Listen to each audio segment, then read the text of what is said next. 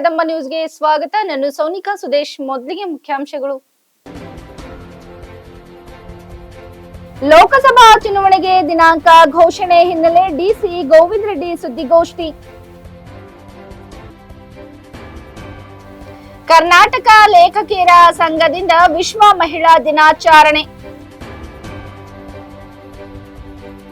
ಕ್ಷೇತ್ರದ ಪ್ರತಿಯೊಂದು ಭಾಗಕ್ಕೆ ಅಭಿವೃದ್ಧಿ ಕಾಮಗಾರಿ ತಲುಪಿಸುವ ನಿಟ್ಟಿನಲ್ಲಿ ಶ್ರಮಿಸುವೆ ಬೀದರ್ ದಕ್ಷಿಣ ಕ್ಷೇತ್ರದ ಶಾಸಕರಾದ ಡಾ ಶೈಲೇಂದರ್ ಬೆಂದಾಳೆ.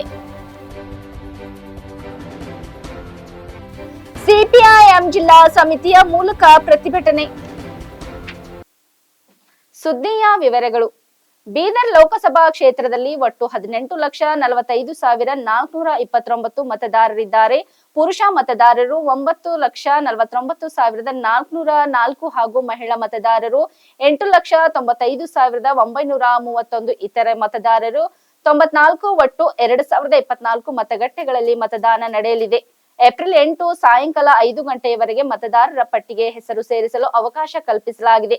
ಜಿಲ್ಲೆಯಲ್ಲಿ ಪಿಡಬ್ಲ್ಯೂಡಿ ವೋಟರ್ಸ್ 22,110 ಹಾಗೂ 85ಕ್ಕಿಂತ ಹೆಚ್ಚು ವಯಸ್ಸಿನ ವೋಟರ್ಸ್ 14,548 ಇದ್ದಾರೆ. 85ಕ್ಕಿಂತ ಹೆಚ್ಚಿನ ವೋಟರ್ಸ್ಗೆ ಮನೆಯಲ್ಲಿ ಮತದಾನ ಹಾಕುವ ಅವಕಾಶ ಕಲ್ಪಿಸಲಾಗಿದೆ. ಚುನಾವಣಾ ಹಿನ್ನೆಲೆ ಜಿಲ್ಲೆಯಲ್ಲಿ 18 ಚೆಕ್ ಪೋಸ್ಟ್ಗಳ ನಿರ್ಮಾಣ ಮಾಡಲಾಗುವುದು.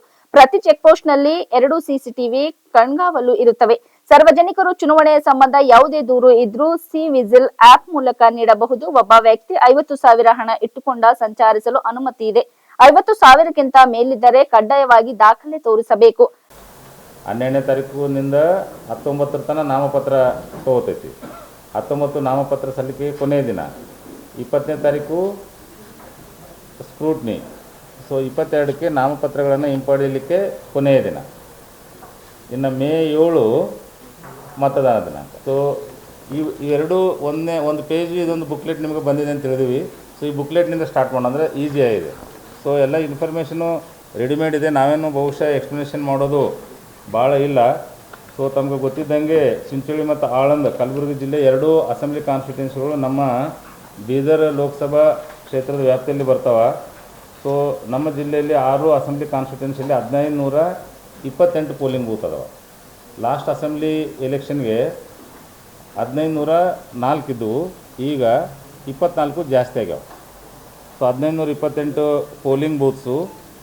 ಸೊ ಮೇಲ್ ವೋಟರ್ಸ್ ನಂಬರನ್ನು ಕೊಟ್ಟಿದ್ದೀವಿ 7,19,677. ಮಹಿಳಾ ಮತದಾರರು 6,080 6,80,721. ಸೊ ಟ್ರಾನ್ಸ್ಜೆಂಡರ್ಸ್ ಅಥವಾ ನಾವು ಅದರ್ಸ್ ಅಂತೇನು ಕರಿತೀವಿ 45. 22 ಜನವರಿಗೆ ನಮ್ಮದು ವೋಟರ್ ಲಿಸ್ಟ್ ಪಬ್ಲಿಷ್ ಆಗಿದೆ.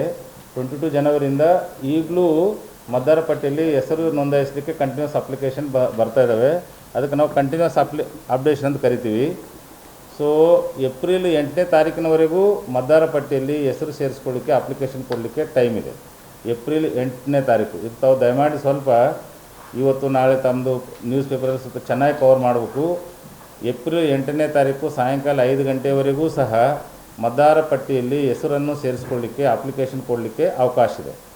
ಅವ್ರು ಆನ್ಲೈನ್ದಲ್ಲಾದ್ರೂ ಹಾಕ್ಬೋದು, ನಮ್ಮ ಬಿ ಎಲ್ ಓಗಾದ್ರೂ ಕೊಡ್ಬೋದು, ತಹಶೀಲ್ದಾರ್ಗಾದ್ರೂ ಕೊಡ್ಬೋದು.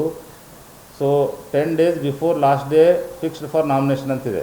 ಲಾಸ್ಟ್ ಡೇ ಫಿಕ್ಸ್ಡ್ 19ನೇ ತಾರೀಕು ಇರೋದ್ರಿಂದ ಅದಕ್ಕಿಂತ 10 ದಿವಸ ಮೊದಲು ಅವನು ಕೊಟ್ಟಿರಬೇಕು. 8ನೇ ತಾರೀಕು ಸಾಯಂಕಾಲ 8 ಗಂಟೆ ತನಕ ಕೊಡ್ಬೋದು. ಅದನ್ನು ವೆರಿಫೈ ಮಾಡಲಿಕ್ಕೆ ನಮಗೆ 10 days ಟೈಮ್ ಇರ್ತೈತಿ. ಸೊ ಅದನ್ನು ಸೇರಿಸ್ಕೊಂಡೇ ವೋಟರ್ ಲಿಸ್ಟ್ ಎಡಿಷ್ನಲ್ ಒಂದು ವೋಟರ್ ಲಿಸ್ಟ್ ಸೇರಿಸಿ ಪಬ್ಲಿಷ್ ಆಗ್ತೈತಿ. ಸಾಯಂಕಾಲ 8ನೇ ತಾರೀಕು ಏಪ್ರಿಲ್ 8ನೇ ತಾರೀಕಿನ ಸಾಯಂಕಾಲ 5 ಗಂಟೆವರೆಗೂ ಅವರು ಅಪ್ಲಿಕೇಶನ್ ಹಾಕಲಿಕ್ಕೆ ಅವಕಾಶ ಇದೆ. ಯಾರಾದರೂ ಹೆಸರು ಕೈ ಬಿಟ್ಟು ಹೋಗೈತಿ ಅಥವಾ ಡಿಲೀಟ್ ಆಗೈತಿ ಅಂತಂದರೆ ಮತದಾರ ಪಟ್ಟಿ ನಮ್ಮದು BLO ಅಂತೇಳಿದೆ, ಬೂತ್ ಲೆವೆಲ್ ಆಫೀಸರ್ ಅಂತೇಳಿ, ಅಥವಾ ಆನ್ಲೈನಲ್ಲಿ ಯಾರು ಚೆಕ್ ಮಾಡ್ಕೋಬೋದು, ಇಲ್ಲ ತಹಶೀಲ್ದಾರ್ ಆಫೀಸ್ನಲ್ಲಿದೆ. ಮತದಾರ ಪಟ್ಟಿಯಲ್ಲಿ ಹೆಸರು ಕೈ ಬಿಟ್ಟೈತಿ ಅಥವಾ ಸೇರಿಲ್ಲ ಅಂತಂದರೆ ಈಗಲೂ ಸಹ ಹೆಸರು ಸೇರಿಸ್ಕೊಳ್ಳಿಕ್ಕೆ ಏಪ್ರಿಲ್ 8ನೇ ತಾರೀಕಿನವರೆಗೆ ಅವಕಾಶ ಇದೆ. ಕರೆಕ್ಷನ್ಸ್ ಇದೆ. ಈಗ ತಂದೆ ಹೆಸರು, ತಾಯಿ ಹೆಸರು, ಡೇಟ್ ಆಫ್ ಬರ್ತು ಏನಾರ ಕರೆಕ್ಷನ್ಸ್ ಇದ್ದು ಅಂದರೆ ಕರೆಕ್ಷನ್ ಮಾಡ್ಕೋಬೋದು. ಸೊ ಏಪ್ರಿಲ್ 8ನೇ ತಾರೀಕಿನವರೆಗೆ ಅವಕಾಶ ಇದೆ. ಇನ್ನು ನಮ್ಮದು ಕಲಬುರಗಿ 2 ಮತಕ್ಷೇತ್ರಗಳನ್ನು ಸೇರಿಸಿದರೆ ಒಟ್ಟು ಪಾರ್ಲಿಮೆಂಟ್ರಿ ಕಾನ್ಸ್ಟಿಟ್ಯೂನ್ಸಿಯಲ್ಲಿ 2,024 ಪೋಲಿಂಗ್ ಬೂತ್ಸ್ ಆಗ್ತವೆ. ಒಟ್ಟು ನಮ್ಮ ಬೀದರ್ ಲೋಕಸಭಾ ಮತಕ್ಷೇತ್ರಕ್ಕೆ 18,40,5,429 ವೋಟರ್ಸ್ ಅದರ. ಇದರಲ್ಲಿ ಕಂಟಿನ್ಯೂಸ್ ಅಪ್ಡೇಷನ್ ವೋಟರ್ಸ್ ಎಡಿಷನ್ ಆದ ಕೂಡಲೇ ನಾವು ನಿಮಗೆ ಮಾಹಿತಿಯನ್ನು ಕೊಡ್ತೀವಿ. ಇನ್ನು ನೆಕ್ಸ್ಟ್ ಪೇಜ್ನಲ್ಲಿ ಸೊ 1000 ಪುರುಷರಿಗೆ ಎಷ್ಟು ಜನ ಮಹಿಳೆಯರು ವೋಟರ್ ಲಿಸ್ಟ್ನಲ್ಲಿ ಅದರ ಅನ್ನೋದು ಮಾಹಿತಿಯನ್ನು ಕೊಟ್ಟಿದ್ವಿ. ನಮ್ಮ 6 ಕಾನ್ಸ್ಟಿಟ್ಯೂನ್ಸಿಯಲ್ಲಿ ಎವರೇಜ್ 1000 ಗಂಡು ಮಕ್ಕಳಿಗೆ 946 ಹೆಣ್ಮಕ್ಳು ವೋಟರ್ ಲಿಸ್ಟ್ನಲ್ಲಿ ಅದರ. ಸೊ ಕಲಬುರಗಿಯಲ್ಲೂ ಸೇಮ್ 946 ಅದರ. ಸೊ ನಮ್ಮದು ಸೆನ್ಸಸ್ ಪ್ರಕಾರ 956 1000 ಗಂಡು ಮಕ್ಕಳಿಗೆ 956 ಜನ ಹೆಣ್ಮಕ್ಳು ಅದರ. ಸೊ ನಮ್ಮ ವೋಟರ್ ಲಿಸ್ಟ್ನಲ್ಲಿ 946 ಇದೆ. ಕಳೆದ ಅಸೆಂಬ್ಲಿ ಎಲೆಕ್ಷನ್ದಲ್ಲಿ ಇದು 933 ಇತ್ತು. ಸೊ ಯಾರ್ಯಾರು ಬಿಟ್ಟು ಹೋಗ್ಯಾರ ಅವೆಲ್ಲವನ್ನು ನಾವು ಈ ಸಲ ಸೇರಿಸಿದ್ರಿಂದ 946 ಮಹಿಳೆಯರು 1000 ಗಂಡು ಮಕ್ಕಳಿಗೆ ನಮ್ಮ ವೋಟರ್ ಲಿಸ್ಟ್ನಲ್ಲಿ ಅದಾರ. ಈಗ ಕಮರ್ಷಿಯಲ್ ಟ್ಯಾಕ್ಸಸ್ನವರು ಕೂಡ ಏನಂತಾರೆ ಈ ಚೆಕ್ ಪೋಸ್ಟ್ ಪಾರ್ಟ್ ಇರ್ತಾರೆ. ಸೊ ಏನು ಮೇಜರ್ ಆ ಥರದ್ದು ಬರ್ತಾ ಇದ್ದಾವೆ ಅವರು ಏನಂತಂದರೆ ಅವ್ರ ಹತ್ರ ಅದಕ್ಕೆ ಸಂಬಂಧಪಟ್ಟಂತೆ ಏನಂತಂದರೆ ವೆರಿಫೈ ಮಾಡಲಿಕ್ಕೆ ಏನಂದರೆ ಅವಕಾಶ ಇದೆ ಅವ್ರ ಹತ್ರ. ಆನ್ಲೈನಲ್ಲಿ ಚೆಕ್ ಮಾಡ್ಕೊಳ್ಳುವಂಥದ್ದು ಅವಕಾಶ ಇದೆ. ಏನು ಮಟೀರಿಯಲ್ ಏನು ಹೋಗ್ತಾಯಿದೆ ಇನ್ವಾಯ್ಸ್ ಚೆಕ್ ಮಾಡಿಕೊಂಡು ಅವ್ರು ಚೆಕ್ ಮಾಡ್ತಾರೆ. ಅದು ಎಲ್ಲಿ ಅಂದರೆ ಇಂಟರ್ನ್ಯಾಷನಲ್ ಬಾರ್ಡರ್ಸಲ್ಲಿ ಮಾತ್ರ ಏನಂದರೆ ಇಲ್ಲಿವರೆಗೆ ಇದೆ. ಇಂಡಿಯಾದಲ್ಲೇ ಕೂಡ ಇವನ್ ನಾನು ನೋಡಿದ್ದೀನಿ ಬಿಟ್ವೀನ್ ಏನಂದರೆ ಇಂಟರ್ನ್ಯಾಷನಲ್ ಏನು ಇಮಿಗ್ರೇಷನ್ ಹೋಗ್ತದೆ ನೋಡಿ, ಬೈ ರೋಡ್ ಹೋಗ್ತದಲ್ಲ, ಅಲ್ಲಿ ಮಾತ್ರ ಏನಂದರೆ ಅದು ಯೂಸ್ ಎಂಟೈರ್ ವೆಹಿಕಲ್ ಸ್ಕ್ಯಾನ್ ಮಾಡುವಂಥ ಫೆಸಿಲಿಟೀಸ್ ಇದೆ. ಅದು ಕ್ರೋರ್ಸ್ ಟುಗೆದರ್ ಇದು ಇದೆ, ಅದು ಏನು ಇನ್ಸ್ಟಾಲ್ಮೆಂಟ್ ಇದೆ, ಅದು ಎಕ್ಸ್ಪೆಂಡಿಚರ್. ಇಲ್ಲಿ ಗೊತ್ತಾಗ್ತದೆ ಸೋರ್ಸ್ ಎಲ್ಲಿಂದ ಹೋಗ್ತಾ ಇದೆ, ಎಲ್ಲಿಗೆ ಟ್ರಾನ್ಸ್ಪೋರ್ಟ್ ಆಗ್ತಾ ಇದೆ, ಆಮೇಲೆ ಅವನೇನಾದ್ರು ಡಿವಿಯೇಷನ್ ಮಾಡಿದ್ರು ಗೊತ್ತಾಗ್ತದೆ ಅಲ್ಲಿ. ಆಮೇಲೆ ಇಲ್ಲಿ ಚೆಕ್ ಪೋಸ್ಟಲ್ಲಿ ಎಂಟ್ರಿ ಆಗಿರುತ್ತೆ, ಅಲ್ಲಿ ಎಕ್ಸಿಟ್ ಆಗಿರುತ್ತೆ ಟೈಮು. ಸೊ ಏನಾದ್ರು ಜಾಸ್ತಿ ಟೈಮ್ ಕನ್ಸ್ಯೂಮ್ ಮಾಡ್ತಾ ಇದ್ದಾನಂದ್ರೆ ಅದು ಗೊತ್ತಾಗ್ತದೆ, ಯಾಕೆ ಮಧ್ಯದಲ್ಲಿ ಏನು ಡಿವಿಯೇಷನ್ ಆಯಿತು. ಆಮೇಲೆ ಕಮರ್ಷಿಯಲ್ ಟ್ಯಾಕ್ಸ್ನವರು ಆಲ್ರೆಡಿ ಏನಂದರೆ ಯಾರು ಇವ್ರು ಇದ್ದಾರೆ, ಶಾಪ್ಸ್ ಓನರ್ಸ್ ಇದ್ದಾರೆ, ಇವರಿದ್ದಾರೆ, ಅವರಿಗೆಲ್ಲ ಅವರು ಆಲ್ರೆಡಿ ಇನ್ಸ್ಟ್ರಕ್ಷನ್ಸ್ ಇಶ್ಯೂ ಮಾಡ್ತೀವಿ ಅಂತ ಹೇಳಿದ್ದಾರೆ. ಏನಂದರೆ ಈ ಹಬ್ಬ ಇದೆ, ಇದು ಇದೆ, ಸೊ ಸ್ಟಾಕ್ಸ್ ತರಿಸಿರ್ತಾರೆ, ಸರಿಯಾದ ರೀತಿಯಲ್ಲಿ ಸ್ಟಾಕ್ ಮೇಂಟೈನ್ ಮಾಡಬೇಕಾಗಿರುವಂಥದ್ದು, ಸ್ಟಾಕ್ ರಿಜಿಸ್ಟರ್ ಮೇಂಟೈನ್ ಮಾಡಬೇಕು. ಅದೆಲ್ಲ ಯಾಕಂದ್ರೆ ಸರ್ಪ್ರೈಸ್ ಆಗಿ ನಾವೇನಾದ್ರು ಚೆಕ್ ಮಾಡಿದಾಗ, ವೇರ್ ಹೌಸ್ ಚೆಕ್ ಮಾಡಿದಾಗ ಅಲ್ಲಿ ಸ್ಟಾಕ್ ರಿಜಿಸ್ಟರ್ ಸರಿಯಾಗಿಲ್ಲ ಅಂತಂದರೆ then will take action as per law. ಆಮೇಲೆ ಚೆಕ್ ಪೋಸ್ಟಲ್ಲಿ ಅದರ್ ಫೀಚರ್ಸಲ್ಲಿ ಎಲ್ಲನೂ ಬರ್ತದೆ. ಏನಂದರೆ ಎಸೆನ್ಷಿಯಲ್ ಕಮಾಡಿಟಿನಲ್ಲಿ ಹೋಗ್ತಾ ಇರುವಂಥ PDS ಯಾರು ಹೋಗ್ತಾ ಇದ್ದಾರೆ, ಇಲ್ಲಿಗೆಲ್ಲ ಅದಾಯಿತು, ಗುಟ್ಕಾ ಥರದ್ದು ಏನಾದ್ರು ಹೋಗುವಂಥದ್ದಿರಲಿ, ಟೊಬ್ಯಾಕೋ ಇರಲಿ. ಹಿಂದೆ ಲಾಸ್ಟ್ ಇಯರ್ ಏನು ಮಾಡಿದ್ವಿ, ಇವನ್ ಡ್ರಗ್ಸ್ ಕೂಡ, ಇದು ಎಲ್ಲ ಕೂಡ ಏನಂದರೆ ಇಂಟೆಲಿಜೆನ್ಸ್ ಬೇಸ್ಡ್ ನಾವು ಏನಂತಂದರೆ ಅದನ್ನು ಕೂಡ ಏನಂದರೆ ಚೆಕ್ ಮಾಡೋದಾಗಲಿ ರೇಡ್ ಮಾಡೋದಾಗಲಿ ಅದು ಕಂಟಿನ್ಯೂ ಮಾಡ್ತೀವಿ. ಬೀದರ್ ನಗರದ ಅರುಣೋದಯ ಪ್ರಾಥಮಿಕ ಹಾಗೂ ಪ್ರೌಢ ಶಾಲೆಯಲ್ಲಿ ವಿಶ್ವ ಮಹಿಳಾ ದಿನಾಚರಣೆಯನ್ನು ಕರ್ನಾಟಕ ಲೇಖಕಿಯರ ಸಂಘ ವತಿಯಿಂದ ಸಂಭ್ರಮದಿಂದ ಆಚರಿಸಲಾಯಿತು. ಕಾರ್ಯಕ್ರಮದಲ್ಲಿ ವಿಶೇಷವಾಗಿ ಪ್ರಪ್ರಥಮ ಬಾರಿಗೆ ಆಶುಕವಿಗೋಷ್ಠಿಯನ್ನು ಆಯೋಜಿಸಲಾಗಿತ್ತು. ಮಹಿಳೆಯರ ಕುರಿತು ಮಹಿಳಾ ಸ್ಥಿತಿಗತಿ ಕುರಿತಂತೆ 25 ಶೀರ್ಷಿಕೆ ಅಡಿಯಲ್ಲಿ ಕವಿಗಳು ತಮ್ಮ ಕವನ ವಚನ ಮಾಡಿದರು. ಪ್ರಥಮ ಬಾರಿಗೆ ಈ ಕವಿಗೋಷ್ಠಿಗೆ ಹೆಚ್ಚಿನ ಮೆರುಗನ್ನು ತಂದುಕೊಟ್ಟರು. ಸುಮಾರು 25 ಜನ ಕವಿಗಳು ಕಾವ್ಯ ವಚನ ಮಾಡಿದರು. 25 ಶೀರ್ಷಿಕೆ ಅಡಿಯಲ್ಲಿ ಮಹಿಳೆಯರ ಸ್ಥಿತಿಗತಿ ಕುರಿತಂತೆ ಅಂದಿನಿಂದ ಇಂದಿನವರೆಗಿನ ಮಹಿಳೆಯರ ಆಗು ಹೋಗುಗಳ ಬಗ್ಗೆ ವಿಷಯ ಕೊಡಲಾಗಿತ್ತು. ಎಲ್ಲ ಶೀರ್ಷಿಕೆಗಳು ಅನುಗುಣವಾಗಿ ಚಿಕ್ಕ ಚೊಕ್ಕ ಕವನಗಳನ್ನು, ಹಾಸ್ಯ, ವಿಡಂಬನೆ, ಕಳವಳ, ಅಸಹಾಯಕತೆಗಳನ್ನೊಳಗೊಂಡ ಕವನಗಳು ಚಪ್ಪಾಳೆ ಗಿಟ್ಟಿಸಿಕೊಂಡವು. ವಿಶೇಷವಾಗಿ ಶ್ರೀಮತಿ ರೇಖಾ ಸೌದಿಯವರು ಸ್ತ್ರೀ ಎಂದರೆ ಅಷ್ಟೇ ಸಾಕೆ ಎಂಬ GS ಅವರ ಹಾಡನ್ನು ಸುಶ್ರವ್ಯವಾಗಿ ಹಾಡಿ ಮೊದಲ ಬಾರಿಗೆ ಅರೇಂಜ್ ಮ್ಯಾರೇಜ್ ಮತ್ತು ಲವ್ ಮ್ಯಾರೇಜ್ ಬಗ್ಗೆ, ತಮ್ಮದೇ ವೈಯಕ್ತಿಕ ಜೀವನದ ದಾಂಪತ್ಯದ ಬಗ್ಗೆ ಕವನ ವಚನ ಮಾಡಿದ್ದು ವಿಶೇಷವಾಗಿತ್ತು. ಪ್ರತಿ ತಿಂಗಳು ಒಬ್ಬರ ಮನೆಯಲ್ಲಿ ಸಾಹಿತ್ಯ ಸೌರಭ ಕಾರ್ಯಕ್ರಮ ಇಟ್ಟುಕೊಂಡು ಕನ್ನಡದ ಕಂಪು ಹರಿಸಲು ಲೇಖಕಿಯರ ಸಮಿತಿಯು ದೊರೆಯಿತು. ಒಟ್ಟಿನಲ್ಲಿ ಸರಳ ಸಡಗರದಿಂದ ಕಾರ್ಯಕ್ರಮ ಕೆಳಗಟ್ಟಿತ್ತು. ಕವಿಗೋಷ್ಠಿಯ ಅಧ್ಯಕ್ಷತೆಯನ್ನು ಶ್ರೀಮತಿ ಪುಣ್ಯವತಿ ವಹಿಸಿದರೆ, ಉದ್ಘಾಟನೆಯನ್ನು ಶ್ರೀಮತಿ ಮಲ್ಲಮ್ಮ ಪಾಟೀಲ್, ಪ್ರಾಸ್ತಾವಿಕ ನುಡಿಯನ್ನು ಭಾರತೀಯ ವಸ್ತ್ರದ ನುಡಿದರೆ ಮಂಗಲ ಭಗವತರಿಂದ ವಂದನಾರ್ಪಣೆಯೊಂದಿಗೆ ಕಾರ್ಯಕ್ರಮ ಮುಕ್ತಾಯವಾಯಿತು.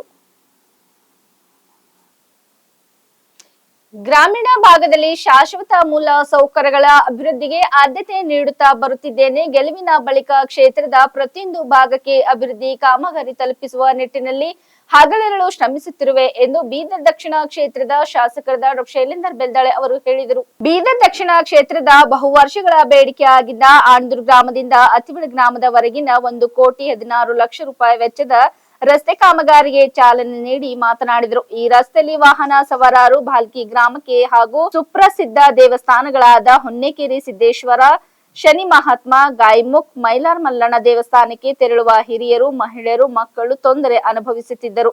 ಇದೀಗ ಜನರ ನನಗೆ ಆಶೀರ್ವಾದ ನೀಡಿದ್ದಾರೆ. ಇಂದು ಈ ಕೆಲಸಕ್ಕೆ ಚಾಲನೆ ನೀಡಿದ್ದೇನೆ. ಚುನಾವಣೆ ಹಿಂದೆ ಯಾವ ರೀತಿ ಮಾತು ಕೊಟ್ಟಿದ್ದೇನೋ ಅದೇ ರೀತಿ ಜನರ ಸಮಸ್ಯೆಗಳಿಗೆ ಸ್ಪಂದಿಸುತ್ತಾ ಬಂದಿದ್ದು, ರೈತರ ಸಮಸ್ಯೆ ಬಗೆಹರಿಸುವ ನಿಟ್ಟಿನಲ್ಲಿ ಯಾವುದೇ ಸಮಸ್ಯೆಗಳ ಇತ್ಯರ್ಥಪಡಿಸಲು ಕ್ರಮ ವಹಿಸಲಾಗುವುದು ಎಂದು ಭರವಸೆ ನೀಡಿದರು. ನಿಮ್ಮ ಗ್ರಾಮಗಳ ಅಭಿವೃದ್ಧಿಗೆ ನೇರವಾಗಿ ನನ್ನನ್ನು ಭೇಟಿ ಮಾಡಿ ಚರ್ಚಿಸಿ ಸಮಸ್ಯೆ ಬಗೆಹರಿಸಿಕೊಳ್ಳಲು ಪ್ರಯತ್ನಿಸಿ ಎಂದು ಸಲಹೆ ನೀಡಿದರು. ಬಳಿಕ ಕಾಮಗಾರಿ ಉತ್ತಮವಾಗಿ ಪೂರ್ಣಗೊಳಿಸಲು ಅಧಿಕಾರಿಗಳಿಗೆ, ಗುತ್ತಿಗೆದಾರರಿಗೆ ಸೂಚನೆ ನೀಡಿದರು. ಈ ಸಂದರ್ಭದಲ್ಲಿ ಗ್ರಾಮ ಪಂಚಾಯತ್ ಅಧ್ಯಕ್ಷ ಪರಶುರಾಮ್, ಉಪಾಧ್ಯಕ್ಷ ಸಂಜುಕುಮಾರ್ ಮಾಶೆಟ್ಟಿ, ಗ್ರಾಮ ಪಂಚಾಯತ್ ಮಾಜಿ ಅಧ್ಯಕ್ಷ ಈಶ್ವರಿ ಹನುಮಂತಪ್ಪ, ಗ್ರಾಮ ಪಂಚಾಯತ್ ಸದಸ್ಯ ಶಿವಕುಮಾರ್ ಕೊಳಾರೆ, ಗ್ರಾಮ ಪಂಚಾಯತ್ ಸದಸ್ಯ ಸತೀಶ್ ಸಿಕೆನ್ಪುರ್, ಗ್ರಾಮ ಪಂಚಾಯತ್ ಸದಸ್ಯ ಮೀನಾ ಕುಮಾರಿ, ಮುಖಂಡರಾದ ಹನುಮಂತಪ್ಪ ಮೈಲಾರೆ ಮತ್ತಿತರರು ಉಪಸ್ಥಿತರಿದ್ದರು.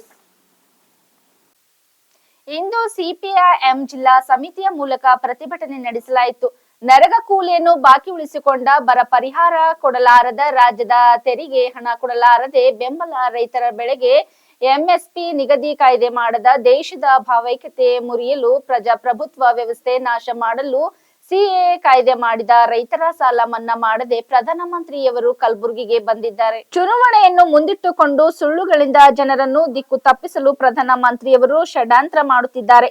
14 ವರ್ಷಗಳಿಂದ ದೇಶದ ಸಂಪತ್ತನ್ನು ಲೂಟಿ ಮಾಡಿ ಕಾರ್ಪೊರೇಟ್ಗಳ ಕೈವಶ ಮಾಡಿ ಅವರಿಂದ ಎಲೆಕ್ಟ್ರಲ್ ಬ್ಯಾಂಡ್ ಮೂಲಕ ಲಂಚ ವಸೂಲಾತಿಗೆ ಇದ್ದು ಕಾಣುತ್ತಿದೆ. ಚುನಾವಣಾ ನಿಧಿಯ ಹೆಸರಿನಲ್ಲಿ ಜನತೆಯ ಹಣ ವಾಮಾರ್ಗದಿಂದ ವಶ ಮಾಡಿಕೊಂಡ ಎಲೆಕ್ಟ್ರಿಕಲ್ ಬ್ಯಾಂಡ್ಗಾಗಿ ಸಿಬಿಐ ಬ್ಯಾಂಕ್ ಅನ್ನು ಬಳಸಿಕೊಳ್ಳಲಾಗಿದೆ. ದೇಶದಲ್ಲಿ ನಡೆದ ಬಹುದೊಡ್ಡ ಭ್ರಷ್ಟಾಚಾರ ಇದಾಗಿದೆ. ಹೈದರಾಬಾದ್ ಕರ್ನಾಟಕದಲ್ಲಿ 64%ಕ್ಕೂ ಹೆಚ್ಚು ಕೃಷಿ ಕೂಲಿ ಕಾರ್ಮಿಕರು ಇರುವವರು.